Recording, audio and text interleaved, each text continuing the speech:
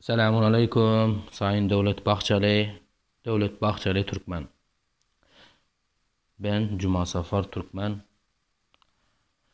Devlette de biz Türkmenler, Türkmenistan'ın vatandaşları, Oğuzlar sizden rica ediyoruz bize yardım etmenizi.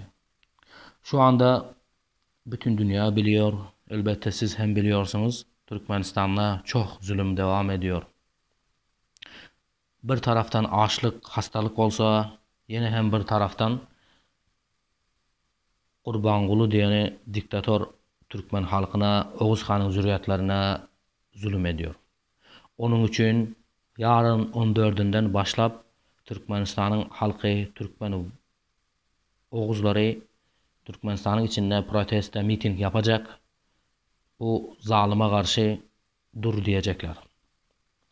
Onun için Türkiye'de yaşayan Türkmenler sizden yardım istiyor. Bize bir 10-15 tane uçak verseydiniz biz Türkmenistan'a gideceğiz. Gidip bu zalıma, gavura karşı savaşacaktık.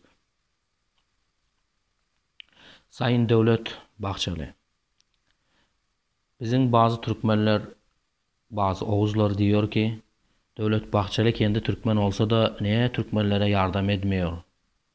Eğer Alparslan Türkeş hayat olsaydı bize yardım ederdi. Erbakan Hoca var olsaydı bize yardım eder. Muhsin Yazıcı oğlu hayat olsaydı mutlaka ve mutlaka bize yardım ederdi. Niye bize Devlet Bahçeli, Recep Tayyip Erdoğanlar yardım etmiyor diyorlar. Onun için sizden ricamız bize yardım etmenizi, bize yardım edin, bize uçak verin. İnşallah memlekete gideceğiz. Bu zalimi ayıracağız. Onun için sizden biz yardım istiyoruz. Bizim inşallah amacımız büyük, amacımız çok. Öncelikle inşallah Turan birliğini kuracağız. Türkler birleşsin, Müslümanlar birleşsin. Çünkü Turan olmasa bizler çok zulüm gördük. Herkes bile zulüm görüyor. Şu anda Doğu Türkistan'da bizim kardeşlerimizi, bizim Türkleri Çin'in hükümeti onlara çok zulüm ediyor. İnşallah Turan olsa oldu.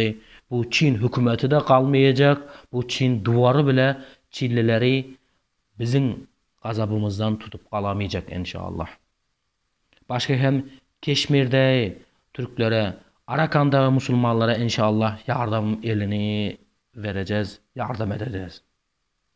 Başka hem Türkmen Dağı'nda bizim Türkmenlere yapılan zulümlere inşallah dur deyip zulüm edenin inşallah elini kesip atacağız. Atamız Fatih İstanbul'u nasıl fethetse, nasıl fetheden olsa inşallah biz Fatihler olarak, Türkmenler olarak, Türkler olarak bütün dünyanı inşallah fethedeceğiz. Onun için Sayın Devlet Bahçeli bizlere yardım lazım. Bizlere maddi manevi destek lazım.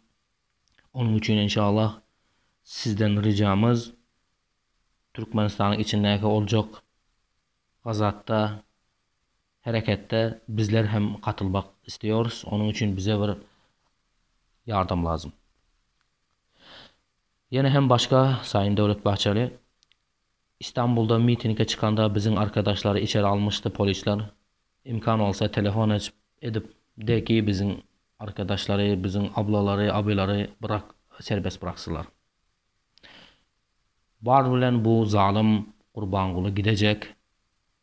Ama Türkmenler, Türk imallar kıyamete çellik kalacak inşallah. Onun için Sayın Devlet Bahçeli bizler Türkmenler, Türk imallar, Oğuzlar sizden yardım istiyoruz. Yardımınızı bekliyoruz. Hasreten yarın olacak mitinge bizler hem katılmak istiyoruz. Onun için bize Türkmenistan'a gitmemize, Türkmenistan'a varmamıza, bu zalimin karşısında durmamıza bize yardım edin. İnşallah mutlaka Türkmenler, Oğuzlar bu zalimin zulmünden kurtulacak. Yine hem Büyük Turan birliğini inşallah kuracak. Yardımınızı bekliyoruz. İnşallah.